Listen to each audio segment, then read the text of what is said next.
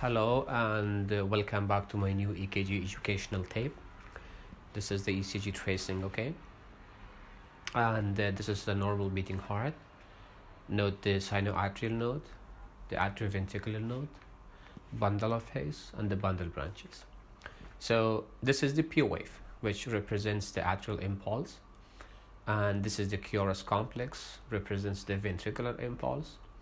And this is the ECG tracing. Very simple, straightforward, all right? So in a healthy heart, depolarization or contraction is triggered via this wave that spreads across the myocardium.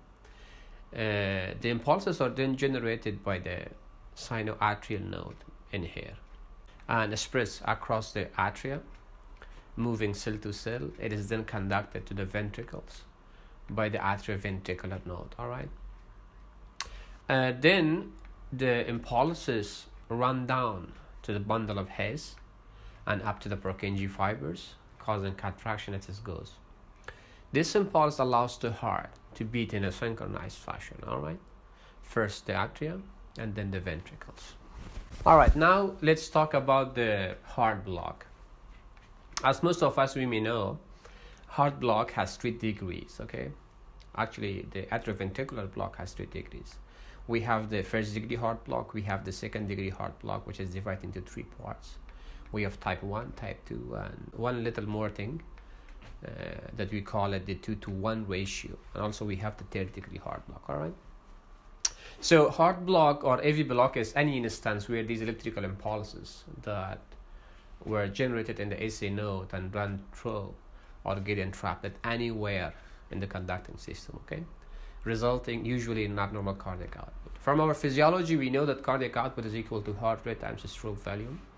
And that's why all of the mild and or severe manifestations that you may see in patients with heart blocks, all of them are due to this abnormal cardiac output, all right? So beginning of the conducting system is the SA node in here. So SA node generates the electrical impulse of the heart, which is the P wave in our ECG tracing. So SA node is located in the right atrium here. And most of us, when we do cardiac surgery, open heart surgery, when we cannulate the superior vena cava, we are super cautious not to injure the SA node while cannulating the superior vena cava, all right? Because it contains pacemaker cells, okay? And those are the cells that generate the impulses. So SA node artery is supplying the blood for the SA node, which receives 55% from the right coronary artery, 45% of the blood from the left circumflex artery, okay? And what about the cells? Of course, the heart is composed of 3 specialized cells. One is called the pacemaker cells, we already said. Even the SA node is also referred to as the pacemaker of the heart, okay? So these cells have the property of automaticity, okay? What does it mean? It means they undergo spontaneous electrical depolarizations, which generate the electrical impulses. But the electrical impulses which are generated in the SA node, they cannot just randomly go from upper chambers of the heart to the lower chambers of the heart, okay? Because here is the annulus fibers. They just don't allow it. No conduction is taking place in here. Rather, there should be a gate. So that's the AV node in here. So what AV node do is, AV node conduct electrical impulses which were generated by the SA node from atria to the ventricles. And as you can see it clearly, our AV node is located in the interatrial septum here, near the opening of the coronary sinus. When you open up the aortic valve, you can imagine the anatomy of the AV node. So down the road, the distal continuation of AV node is referred to as bundle of Hayes here, or AV bundle, which contains Purkinje cells. Then our Purkinje cells, they conduct electrical impulses from AV node to bundle of Hayes. And we said that bundle of Hayes is a distal continuation of the AV node. And then these impulses are up to the Purkinje fibers, which contain Purkinje cells. Nonetheless, bundle of Hayes or AV bundle is divided into 2 parts. We have the right bundle branch and we have the left bundle branch. So our bundle branches have contractile cells, okay? These contractile cells, they contract when the electrical impulses reach them. But anyhow, today we're going to talk about the blocks, okay? Blocks specifically in AV node and its different areas, such as partial block in AV node, complete block in AV node, block inferior to AV node, and block in AV bundle, also known as bundle of Hess, on or its branches, right and left on the branch. But we'll mainly focus significantly on AV node, okay? Because it has different levels of blocks, as we said, first degree, second degree, and third degree heart blocks. All right, let's talk about first degree AV block. So the first place where you can see easily AV blocks is the lead 2, okay? So in this block, all the atrial electrical impulses are conducted to the ventricles. So with the electrical impulses which are met in the upper chamber, SA node, they are conducted to the ventricles, but with a delay. So the bullet point in here is the delay, okay? Remember the delay. And that's why we are seeing lengthening of the pure intervals more than 200 milliseconds in our ECG tracing. If you look at in here in the ECG, you see the R wave, the P wave, and you see the R wave. So our PR interval is from the beginning of the P wave, from here, to the beginning of the R wave. This is called the PR intervals. So any time when there is a P, when there is P present before every QRS, and anytime when you see lengthening of the PR intervals, basically we are dealing with the first degree AV block, okay? So that's the criteria. And first degree heart block can be physiologic or pathologic. Most of the time, of course, you can see it in normal variants.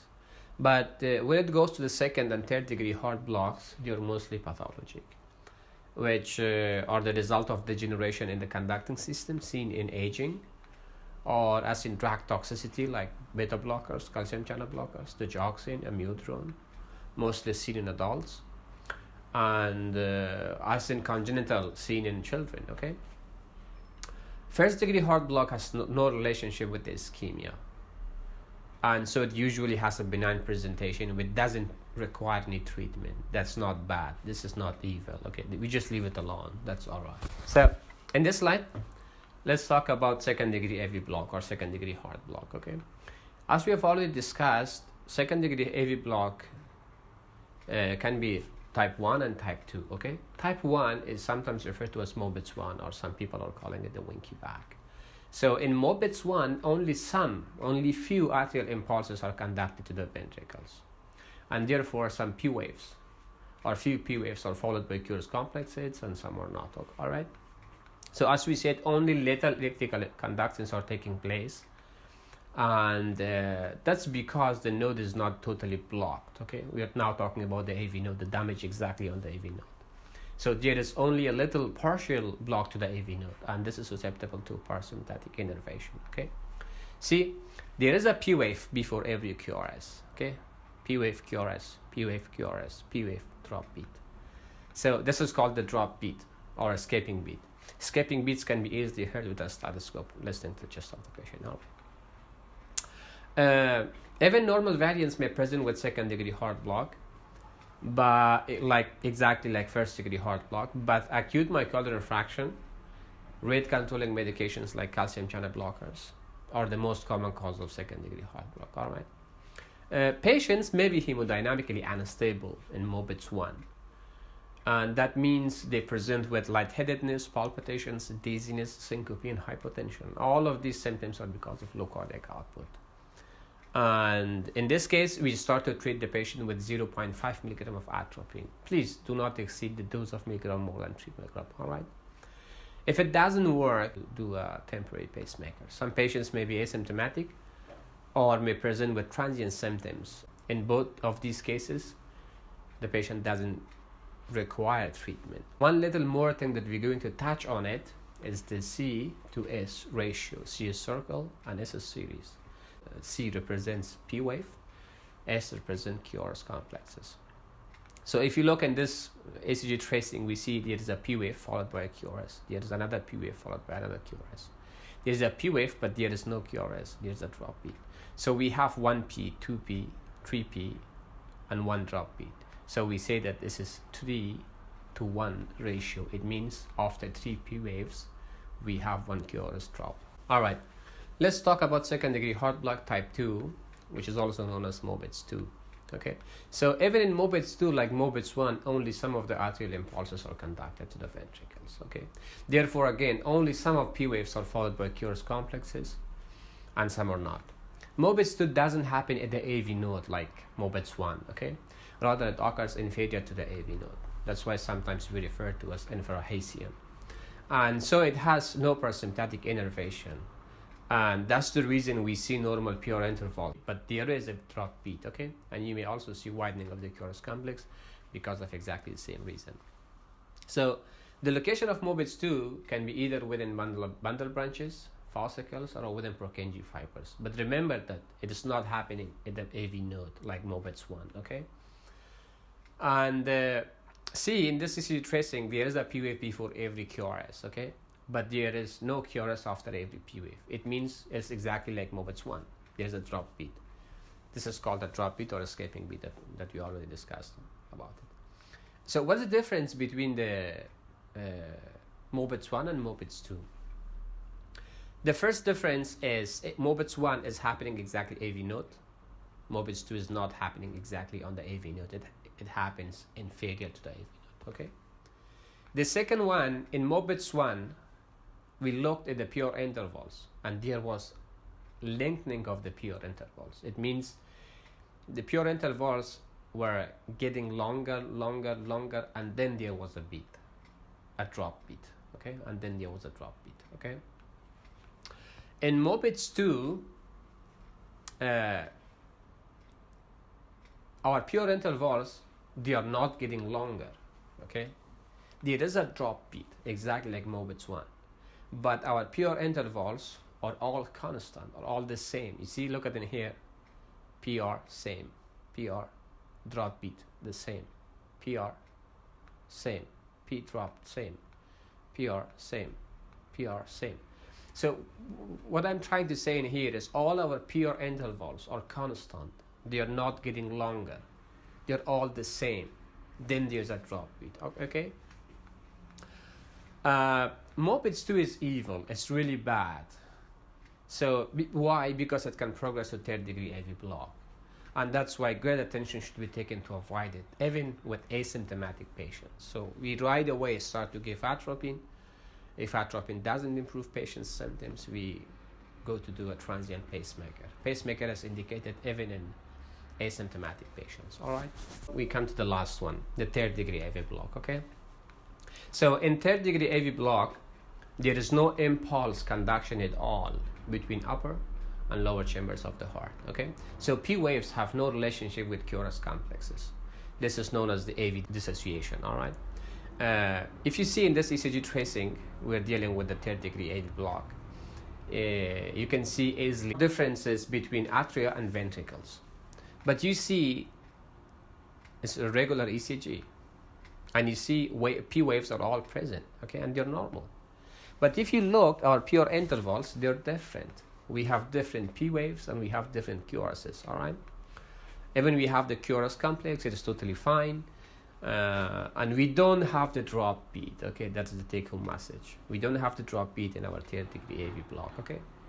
So this, there is no P wave for every QRS and there is no QRS after every P wave. What does it mean? It means like, you see after this QRS, okay, P wave, then we don't have any QRS. So this P wave belongs to, it should belong to this QRS complex, but it is not related. It's happening in here, it's happening in here, it's happening in here. You know, it's like they're beating individually, all by themselves. They are not related to each other, okay? The causes of third degree AV block can be from ischemia, can be from electrolyte imbalances, tumors, cardiomyopathies, and even hypothyroidism and so on and so forth can cause third degree AV block. But mostly in adults, it is the drug that causes the third degree AV block. Coronary artery disease, degenerative processes of annulus fibers in the conducting system, which results from aging. We call it the Negre disease. So in children, it is congenital because of abnormal AV nodal development.